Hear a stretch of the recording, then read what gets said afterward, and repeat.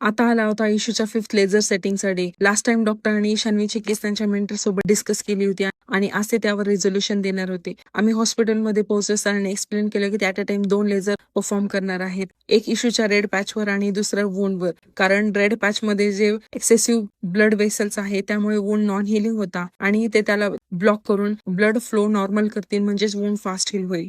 यावेळेस आमची ही परीक्षा थोडी अवघड होती कारण यामध्ये ईशान्वीलाही सांभाळायचं होतं. पण इशू इतकी शार्प झाली होती की मशीन चालू झाली की तिला भयंकर रडू यायचं. 5th, 6th आणि 7th लेझर सेटिंग झाल्या आणि या दरम्यान एक कमालीची गोष्ट घडली. वुंड कम्प्लिटली भरून आलं. वुंड कम्प्लिटली भरून आलं आणि स्किन यायची बाकी होती आणि मनाला आता ही तसल्ली झाली होती की 7 महिन्याच्या पेन नंतर ईशान्वीचं वुंड भरून येणार आहे आणि ती कम्प्लिटली बरी होणार आहे. 10th लेझर सेटिंग पर्यंत वुंड शिंक होत गेलं आणि एकदाच भरून आलं. फायनली ईशान्वीचं वुंड 14 ते 15 सेटिंग मध्ये पूर्णपणे हील झालं. एक आई म्हणून आता मला मोकळा श्वास घेता आला कारण माझं बाळ या त्रासातून मुक्त झालं आणि मला लिटरली ओरडून सगळ्यांना हे सांगा वाटत की माझं बाळ आता ठीक आहे आणि खूप आनंदात. आणि मला हे सांगायचं आहे की नॉन सर्जिकल वेने ईशान्वीची ट्रीटमेंट झाली आणि आता ईशान्वी एकदम बरी आहे. तुमचं सगळ्यांचं प्रेम आणि आशीर्वाद असाच आमच्यावर ठेवा. मी तुमची ऋणी आहे कारण तुम्ही माझी ही जर्नी सगळ्यांपर्यंत पोहोचवायला मला मदत केली. उद्या पुन्हा भेटूया एक नवीन स्टोरी सोबत आणि एका